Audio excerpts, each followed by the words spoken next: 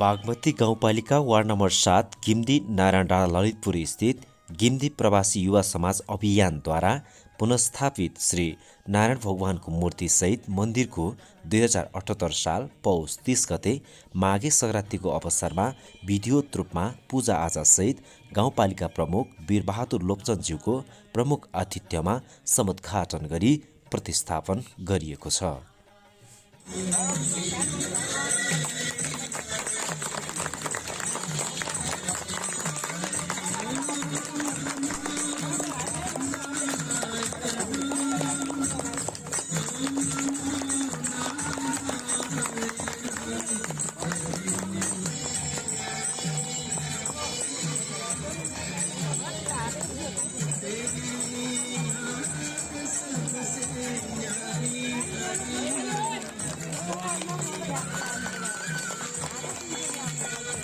गिम्दी प्रवासी युवा समाजका प्रमुख तथा संयोजक कृष्णबहादुर जर्गाले यसअघि पनि कोरोनाले आक्रान्त पारिरहेको अवस्थामा गाउँवासीहरूको सेवा सुविधालाई मध्यनजर गरी गिम्दी स्वास्थ्य चौकीलाई विभिन्न सामग्रीहरू एम्बुलेन्ससहित सामाजिक अभियान गर्दै आउनुभएको थियो।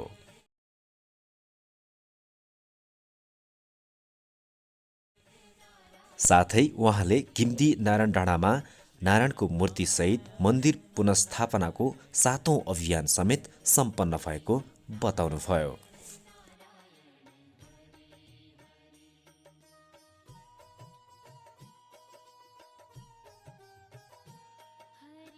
मन्दिर उद्घाटन कार्यक्रममा बोल्दै गाउँपालिका अध्यक्षले विदेशीयका युवाले खेलेको भूमिकाको खुलेरै प्रशंसा गर्दै नारायण डाँडालाई थप व्यवस्थित बनाउने प्रतिबद्धता समेत जनाउनु भएको छ।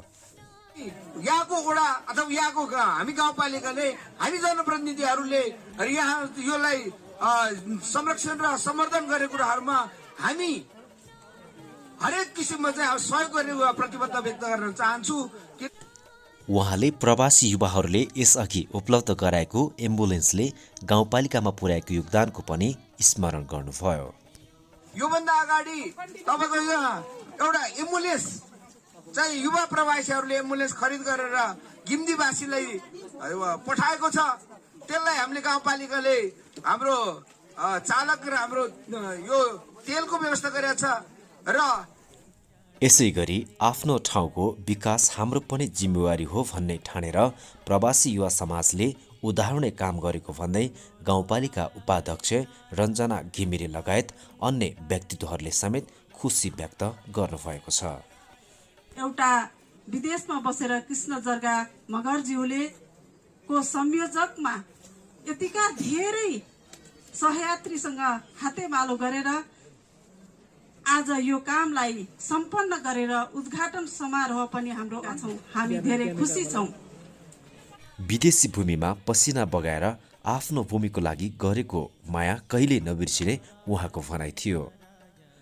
मन्दिर निर्माण तथा मन्दिरको धार्मिक ऐतिहासिक महत्त्व खोजी गर्नका लागि स्थानीय राजु केप्छाकी मगर, पशुपति ग्यामे मगर, सागर थापा लगायतले महत्त्वपूर्ण भूमिका खेल्नु भएको थियो। मन्दिर उद्घाटनकै अवसर पारेर सहयोगी प्रवासीका परिवारलाई प्रशंसा पत्रद्वारा सम्मान समेत गरिएको थियो।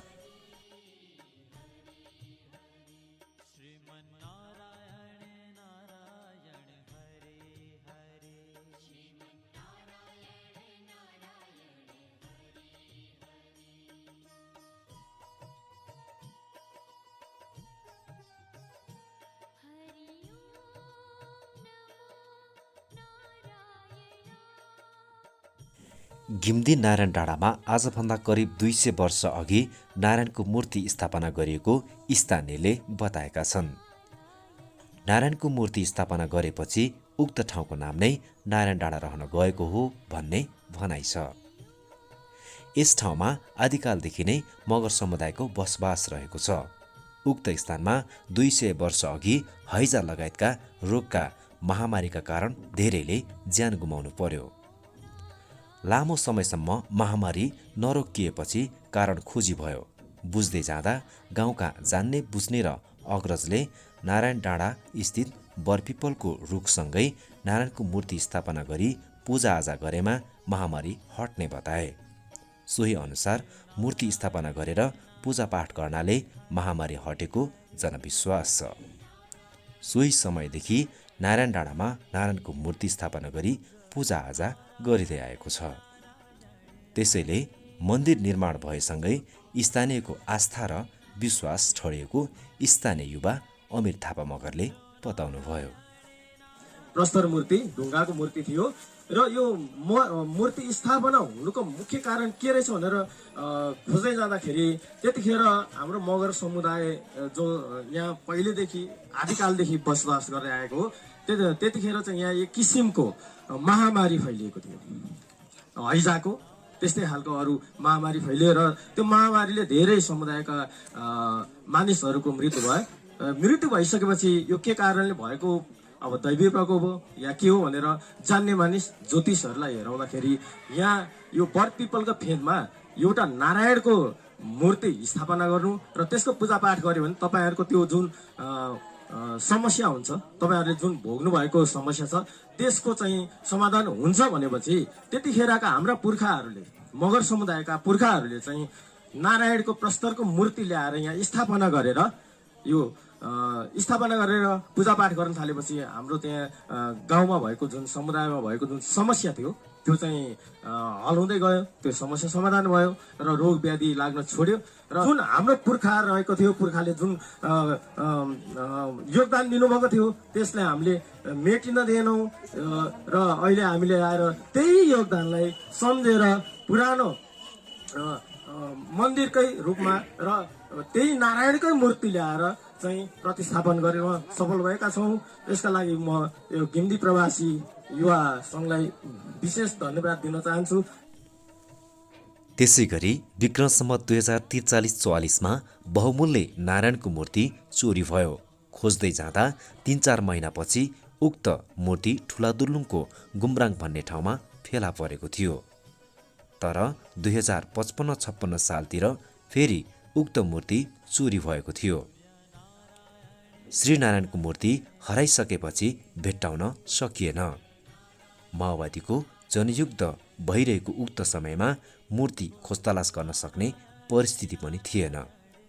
यसरी नारायणको मूर्ति र घण्टाहरू चोरी भएपछि विगत लामो समयदेखि भग्नावशेष तथा जीर्ण उजाड अवस्थामा रहेको उक्त नारायणको मन्दिर आज करिब 23 वर्षपछि करिब 8 लाखको लागतमा सुसम्पन्न भएको समेत संयोजक जर्गाले बताउनुभयो।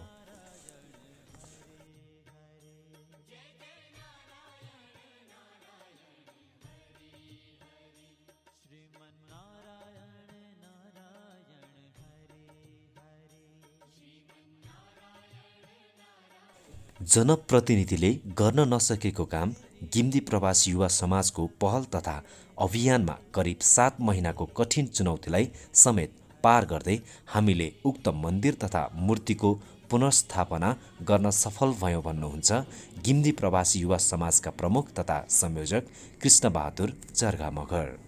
बहुमूल्य नारायणको मूर्ति 2044-45 सालतिर चोरी भयो र खोज्दै जाँदा 3-4 महिनापछि नारायणको मूर्ति फेला परेको थियो र फेरि 2055 सालतिर नारायणको मूर्ति चोरी भयो र अहिलेसम्म नारायणको मूर्ति फेला पर्न सकेको छैन। र नारायणको मूर्ति र घण्टाहरू चोरी भएपछि उजाड डाँडाका रूपमा रहेको नारायण डाँडामा कुनै पनि समुदाय निकायबाट नारायणको मन्दिर पुनर्स्थापना गर्ने चासो चिन्ता नदेखेपछि 23 वर्षपछि गिम्दी प्रवासी युवा समाज अभियानद्वारा मेरो संयोजकमा नारायणको मूर्तिसहित मन्दिर पुनर्स्थापना गर्ने लक्ष्य राखी अभियान सञ्चालन गर्यो र अनेकौँ बाधा व्यवधानको बावजुद पनि अभियानलाई चुनौतीको सामना गर्ने हिक्मत राख्दै नारायण डाँडाको मन्दिर बनाउनु पर्छ भन्ने अठोटको साथ दिनरात खटिरहे र प्रयास जारी राखे र अभियान चलाएको 7 महिनाभित्र नै नारायण डाँडाको मन्दिर पुनर्स्थापित गर्न सफल भएको छ र नारायण डाँडा मन्दिर र मूर्तिसहित लागत 8 लाख बराबरको रहेको छ र अघिल्लो वर्षलाई म स्मरण गर्न चाहन्छु।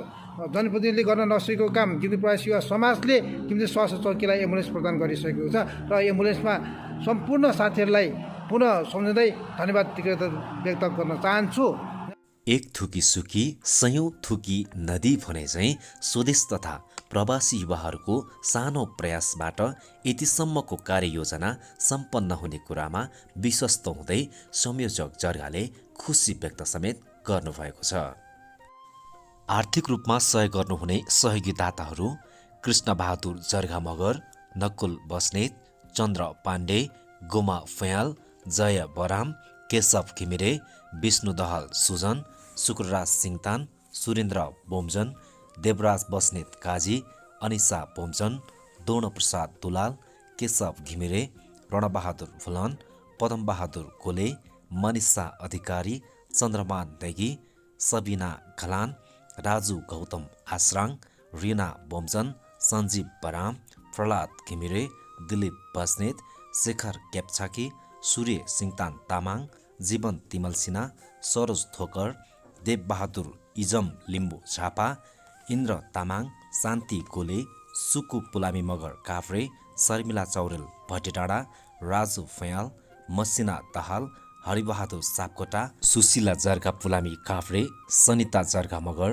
राधिका आले जर्गा मगर, कविता थापा मगर बारा, मैया दुलाल, कुमार फाण्डे, गाजली केप्छाकी मगर, भुयेसु अधिकारी गोदावरी नगरपालिका, दिप्सना रेग्मी चन्द्रगिरी नगरपालिका, उद्धव सापकोटा, विजय भुयाल र जनचेतना एकल महिला समूह हुनुहुन्छ।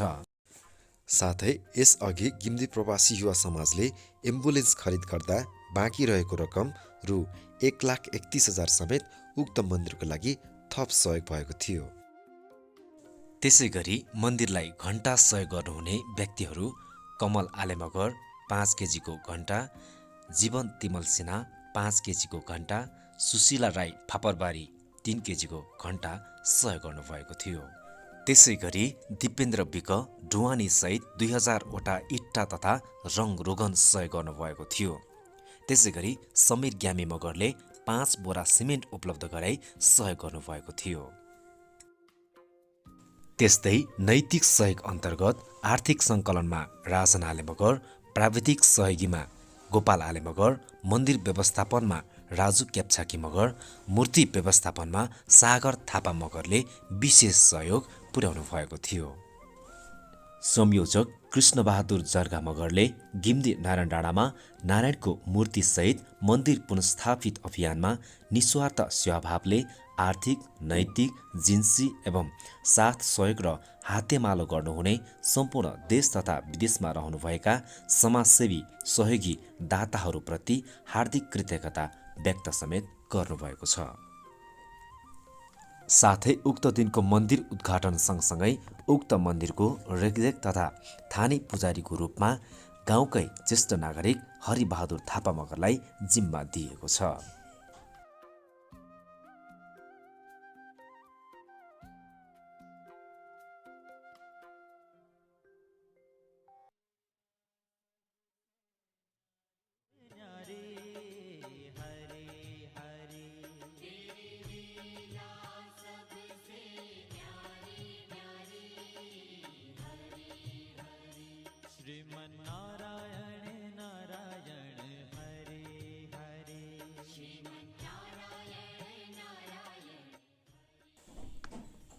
नारायण डाँडामा मगर समुदायको मुख्य चाडपर्व मध्येको माघे सङ्क्रान्तिको अघिल्लो दिन पूजापाठ गरिन्छ भने सोही रातमा जात्रा समेत लाग्ने गर्दछ।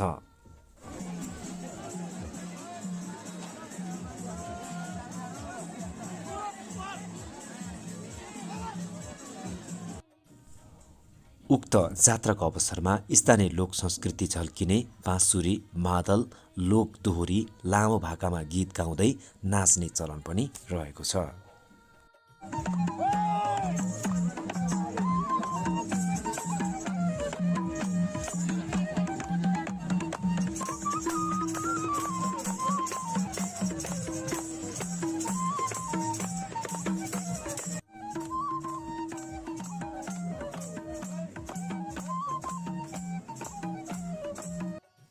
जात्रामा रमाइलोको लागि केही पैसामा लङ्गर बुर्जा तथा अन्य खेलहरू समेत खेल्ने गरिन्छ।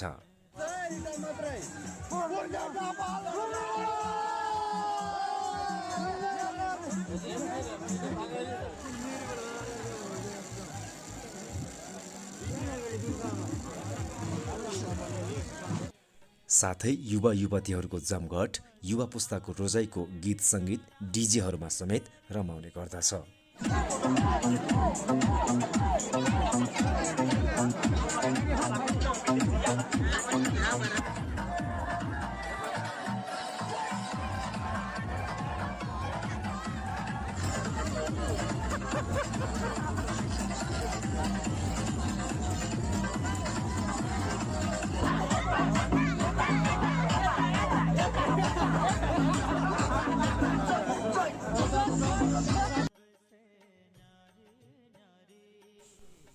उक्त मेलामा आसपासका गाउँठाउँ तथा काठमाडौँ, काभ्रे, मकवानपुर लगायतका विभिन्न क्षेत्रबाट समेत मानिसहरू पुग्ने गर्दछन्।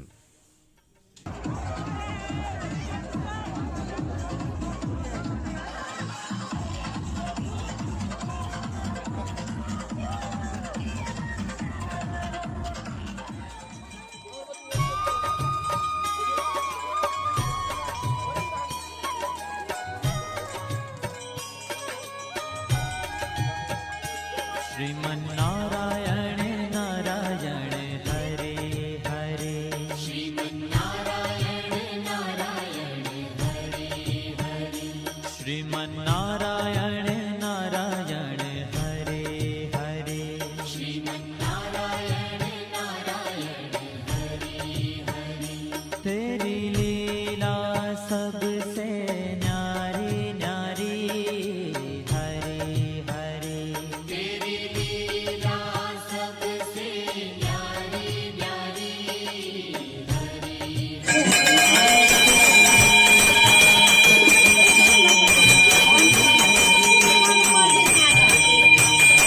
मूलवर्ती नमारिकन है चारैबाट त्यो सर्काउने मूलवर्तीलाई भजमन नारायण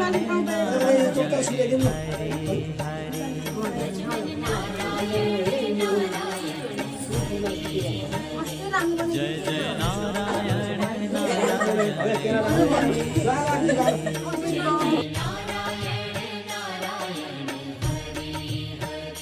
श्रीमन्नारायण नारायण हरे हरे श्रीमन्नारायण नारायण हरे हरे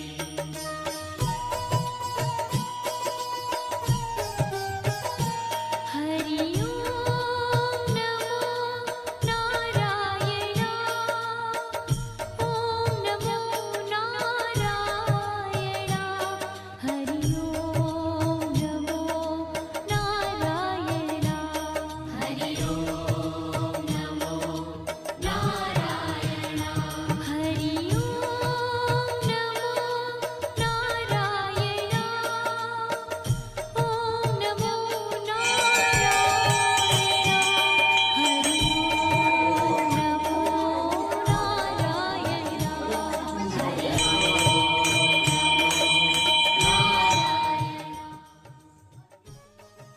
अन्त्यमा श्री नारायण भगवानले सम्पूर्ण श्रद्धालु भक्तजन तथा गिम्दी प्रवासी युवा समाजका सहयोगी दाताहरू लगायत स्वदेशी सहयोगी दाताहरूसँगै यो भिडियो हेर्नुहुने दर्शक श्रोताहरूलाई पनि सदैव रक्षा गरून्। श्री नारायण भगवानकी जय।